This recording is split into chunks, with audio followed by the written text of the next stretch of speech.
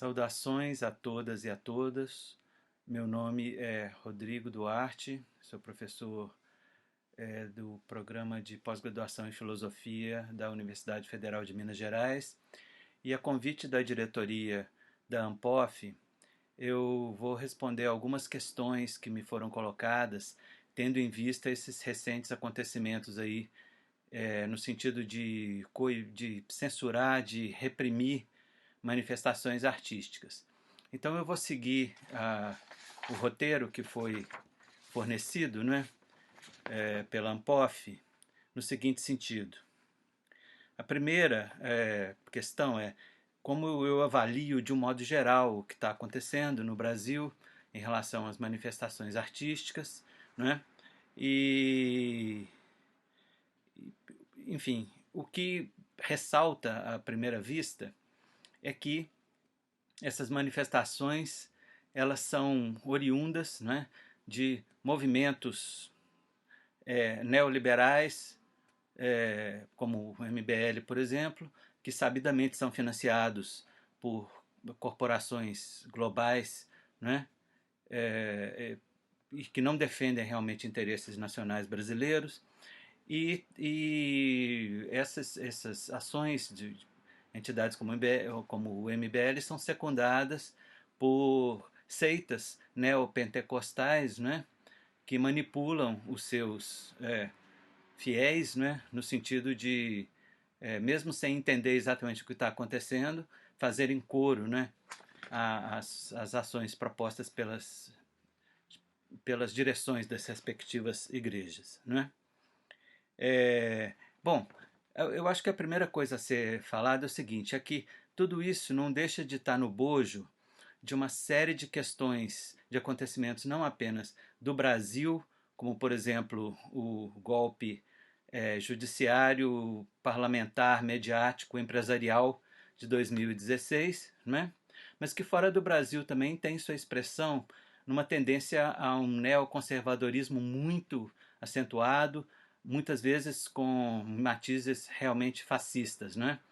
Como exemplos disso, a gente pode mencionar a eleição de Donald Trump nos Estados Unidos, o Brexit na Grã-Bretanha e a ascensão de partidos de extrema-direita, mesmo em países que têm uma tradição democrática e que se consideram, né, e se apresentam diante do mundo como altamente civilizados, né, a ascensão nesses países de partidos de extrema direita, né? Bom, agora, em relação a essa questão específica do ataque contra as artes e a cultura de um modo geral, várias mentes lúcidas no Brasil têm chamado a atenção para o fato de que isso representa uma certa mudança de estratégia de movimentos como o MBL, por exemplo, na medida em que o discurso moralista contra a corrupção, a partir de um certo momento, pareceu não ser mais tão efetivo como vinha sendo. Por quê?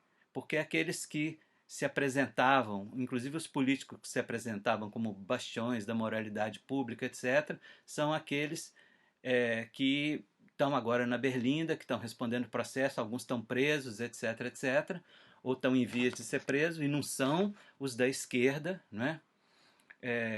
Que tem sido bastante perseguida, né, pelos meios de comunicação e por esses movimentos, né? Enfim. Então, tendo em vista o desgaste dessa bandeira contra a corrupção e o fato de ter se tornado claro que movimentos como o MBL também estão, enfim, sendo investigados e provavelmente vão ser indiciados por corrupção, etc. Então, a mudança de bandeira, não é, nesse sentido, para uma moralidade e tendo como foco, como alvo preferencial a área de arte, tem a ver com o fato de que essa área de arte é uma área tradicionalmente crítica, formada por pessoas críticas, não é? Foi uma área que foi a primeira que se levantou, não é? Que reagiu muito contundentemente contra o golpe, não é? De modo que é uma área bastante preferencial, né? Isso nos leva à consideração da segunda questão posta pela diretoria da ANPOF, que é a seguinte: O nudismo e o erotismo estão presentes em manifestações artísticas há séculos. Como eles são recebidos em cada época e o que pauta essa recepção? Bom, eu acho que antes de tudo é preciso a gente ver que a referência à sexualidade ela existe em figurações milenares realmente, de muitos milênios, da era pré-histórica, por exemplo, como em muitas pinturas rupestres, né? Existem figurações de órgãos sexuais, órgãos genitais e do próprio ato sexual, essa coisa toda, né? E, enfim, isso sempre foi encarado com muita naturalidade, né? Na arte propriamente dita, ou seja, nesse tipo de figuração que foi produzida no mundo ocidental a partir do século XV, XIV, XV, é, sempre houve, quer dizer, a nudez e o erotismo sempre foi um tema recorrente que é verdade que em um ou outro momento teve sob censura, principalmente da igreja, né, um tipo de censura moral, mas, enfim, foi uma coisa que ao longo do tempo se consolidou como praticamente como um gênero nas artes visuais, um gênero de pintura, de escultura, enfim, não é? Então isso, quer dizer, isso inclusive na arte contemporânea também, não é? Existem é, exemplos muito importantes, por exemplo, né, de pinturas e desenhos eróticos, inclusive de grandes mestres como Picasso e outros, né, Matisse, etc. Né? Bom, é, agora, o que é interessante observar é que aponta para uma hipocrisia muito grande desses que estão protestando, não é? Contra, por exemplo, o nudismo em performances, ou contra uma suposta pedofilia em algumas figurações, por exemplo, no Queer Museu em Porto Alegre, né? É uma hipocrisia muito grande, porque a indústria cultural, por exemplo, na cultura de massa, está cheio de exemplos de estímulo à erotização precoce de crianças, por exemplo. Então, por que aquelas pessoas que estão muito tão preocupadas com a pedofilia não se voltam contra isso também? Né? É uma questão que eu deixo no ar. Bom,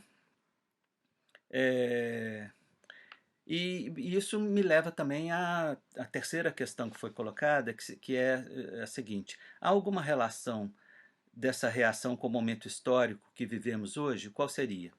Então, assim, além de tudo aquilo que eu mencionei, no sentido de haver uma vaga hiperconservadora, eventualmente de extrema direita no mundo todo, existe uma coisa que tem a ver com o que eu acabei de falar, que é o papel da indústria cultural. Né? A indústria cultural, no mundo todo, mas de um modo muito particular no Brasil, ela vem tentando impor padrões de comportamento, inclusive político, eleitoral, sempre à direita, não é? E demonizando os agentes sociais de esquerda, etc. Não é? E isso ela tem feito desde o seu surgimento, nas primeiras décadas do século XX. Não é? Inclusive o seguinte, no caso específico da arte, a indústria cultural sempre manifestou quase que uma espécie de ódio em relação à arte, porque na verdade a indústria cultural, quando ela surgiu, e pelas razões que ela tinha no sentido de tornar seus produtos rentáveis e ao mesmo tempo instituir uma previsibilidade no comportamento das massas, ela sempre viu na arte uma inimiga nesse sentido. E ela precisava dos conteúdos da arte, então ela espoliava a arte ao mesmo tempo em que a combatia. Espoliava no sentido de se apropriar dos seus conteúdos, esvaziar os seus conteúdos, etc. Né? Então eu acho que nessa questão do tempo em geral, do nosso tempo, eu acho que o peso da indústria cultural nesse processo todo é muito importante. E por fim, a quarta questão colocada é: como a relação entre estética, ética e política pode nos servir para pensarmos tais episódios? Bom, então aqui nesse particular, eu vou me reportar aqui as colocações do Theodor Adorno, né, que é sabidamente um autor que me influenciou bastante, que eu estudo muito, leio muito até hoje. Ele tem uma formulação que é muito interessante sobre as relações entre a arte e a sociedade, na sua teoria estética. Ele diz: arte é a antítese social da sociedade. Né? E o que significa isso? Num primeiro momento, ele está querendo reafirmar a autonomia da arte. Ele está querendo dizer que a arte é autônoma. Quando ele diz que a arte é a antítese social,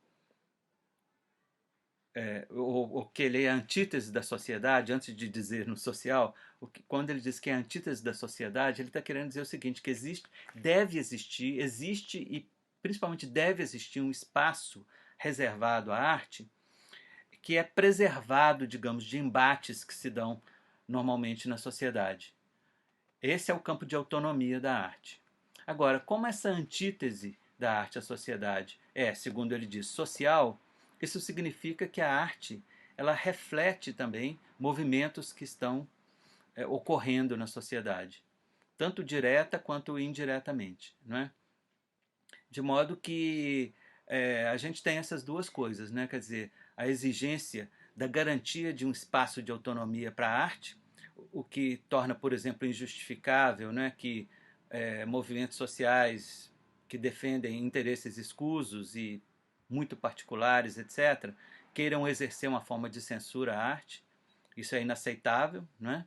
Então, sob esse aspecto, o espaço de autonomia da arte tem que ser defendido, né? E por outro lado, espontaneamente, a arte já estabelece uma conexão com a sociedade. Essa conexão muitas vezes não é imediatamente invisível, mas ela sempre existe, não é? De modo que a arte é um setor e a cultura, não é? Inclusive a filosofia da qual, não é? Ou melhor, a qual é integrante, né, da cultura como um todo, né? Tem que ter um espaço e ter esse espaço respeitado. E é isso que não está acontecendo. A gente tem que se levantar realmente contra isso. Muito obrigado, um abraço para todos.